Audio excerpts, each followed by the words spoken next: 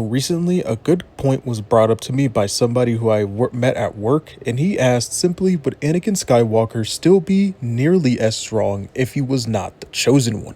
Obviously, a lot of the Clone War itself was scripted by Palpatine in order for Anakin Skywalker to win. A lot of the battles that he had been part of and won victoriously were actually scripted by Palpatine. But to me, Anakin Skywalker, who was a very unorthodox general, he also led his team or his clones in the front lines. This is why his clones respected him so much as its Captain Rex. Anakin had earned such a great reputation that he was feared amongst the Separatists and also was known to be one of the greatest generals in the entire Republic army. Constantly putting his clones' lives before his own, he would lead from the front and never leave the front. And he had a bunch of complex and unorthodox fighting tactics that would often win him battles during this war. So even if Anakin wasn't the chosen one, he was also a great and respected leader and respected tactician.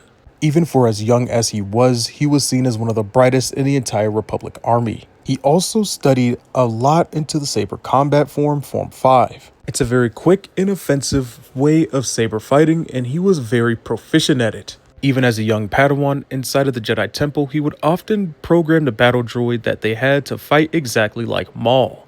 And he often practiced very hard and worked tirelessly to be able to best this droid, and would always do so, even at a young age. Although it was just a simulation of Maul, he was still able to best this thing at a young age of like 14. Anakin showed a lot of proficiency when it came to saber combat, even saying that if he didn't fall to the dark side of the Force, Anakin Skywalker would have probably become the new saber master of the Jedi Temple, teaching all the Padawans about saber combat. You don't need to necessarily be the chosen one in order to understand saber combat. That is something that you have to work at, and that's something that you have to train at constantly. And even though he was so young during the Clone Wars, he is somebody that could easily be a rival to somebody like Dooku. Now, to the more technical side of what being the chosen one truly means, it's not necessarily a way to gauge power. The Force made Anakin Skywalker in order to show exactly what was going on within a galaxy. For example, when Anakin Skywalker was still a Jedi, the whole entire galaxy reflected more of the light side of the Force. But once he became Darth Vader, the balance of scales tipped back to the dark side of the Force. Anakin's journey was more so to show what was going on within the Force. If it was tilted one way, it was more so for the dark side. If it was tipped the other way, it was more so for the light side of the Force.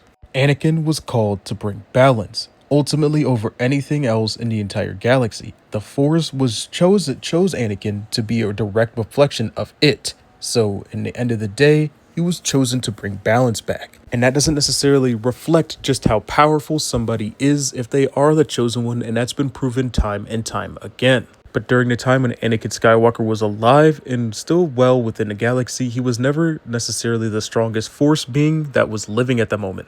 That title always belonged to Yoda and Palpatine, and Anakin himself never really ever came close to these guys, although his potential itself, the potential of Anakin Skywalker, was through the roof. He could have been the most powerful being in the galaxy.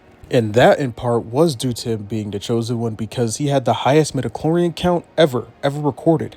And he also just had an innate nature to gravitating towards the Force as well. But it would still take Anakin many years in order to get close to Yoda and Palpatine, and also take him many years in order to surpass someone as powerful as Yoda and Palpatine, although he did have the potential to do so.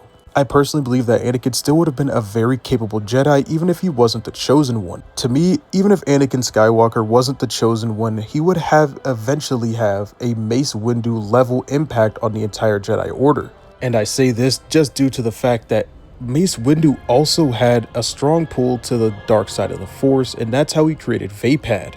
But Mace Windu is somebody who struggled with dark emotions, and that's also why he has a purple lightsaber. And also why he was able to create Vaapad, because it focused on his own inner darkness, and using his own inner darkness, it would feed off of the other person's darkness, thus exposing weaknesses in their saber form and also exposing weaknesses within them. And that is why Vaapad is such a powerful form. But anyway, that's all I got for this video. Let me know your guys' thoughts and opinions in the comment section down below. May the Force be with you, and have a great rest of your day.